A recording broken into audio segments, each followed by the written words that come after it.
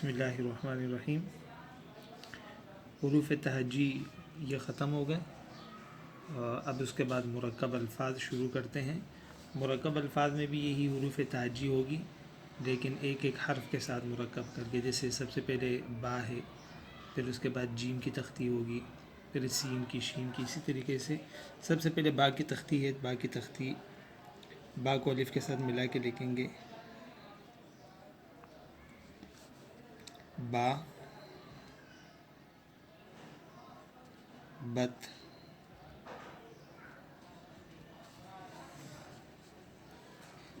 با جیم لکھنا ہے۔ با جیم، جیم کا ابتدائی حصہ 2 نقطوں کی مقدار، پھر اس کے بعد جیم کے بنانے کا طریقہ، گولائی، پھر با اور دال، پھر با سین، با کو شین کے ساتھ ملانا ہے تو سین کے اوپر سے شروع کریں گے، یوں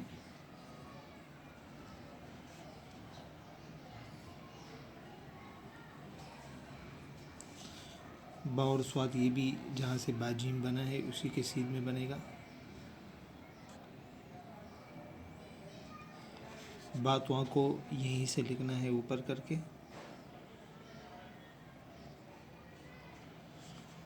با عین، یہ بھی با سواد کے بالکل سین میں آئے گا۔ یہاں سے یہ بارڈر ہے، اس سے باہر نہیں نکلنا۔ با فا، اس میں بھی 2 بنائیں گے، ایک بڑی فا، ایک چھوٹی فا۔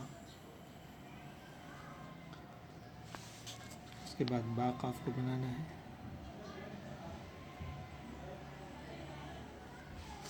پھر با اور کاف، یہ بھی کاف اور با گاف۔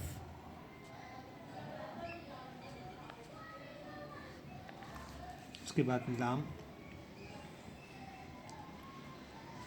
گولائی، اس کے بعد با میم، میم کے ابتدائی سے جیسے کہ عربی کا 8، اردو کا 8، اس کی طرح بنے گا۔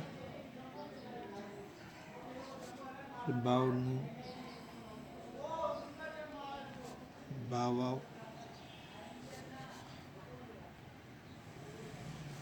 چشمے والی ہا بھی اسی طریقے سے بنے گی، یہ را، اور یہاں پر بھی را بنے گی۔ پھر با اور یا، یہ درمیانہ حصہ ہے، اور با لمبی با۔ اس میں با اور جیم کے بنانے کا طریقہ بھی میں الگ سے بھی بتا دیتا ہوں۔ یہ با الف جو بناتے ہیں بالکل اوپر کی طرف، یہ غلط ہے، اس کو ترچھا کر کے اس طرح لکیر ہے، لکیر کی سیدھ میں با کا ابتدائی حصہ ہونا چاہیے۔ با بب ہو یا بت ہو، اس میں بھی با کا سرا نہ اوپر کی طرف ہونا چاہیے نہ بالکل ٹیڑھا، بلکہ یہ حصہ صحیح ہے۔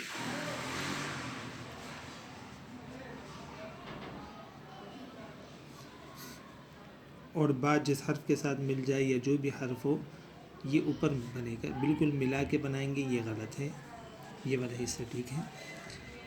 باقی تقریباً با اور عین، عین یہ جیم کی طرح بنتا ہے۔ عین جب کسی حرف کے ساتھ مل جاتا ہے، جس طریقے سے ہم نے جیم بنایا تھا، یہ عین بھی اسی طریقے سے بنتا ہے، جس طرح کہ با اور عین مجھے بنانا ہے، عین اسی طریقے سے بنے گا۔ دوبارہ دیکھ لیں،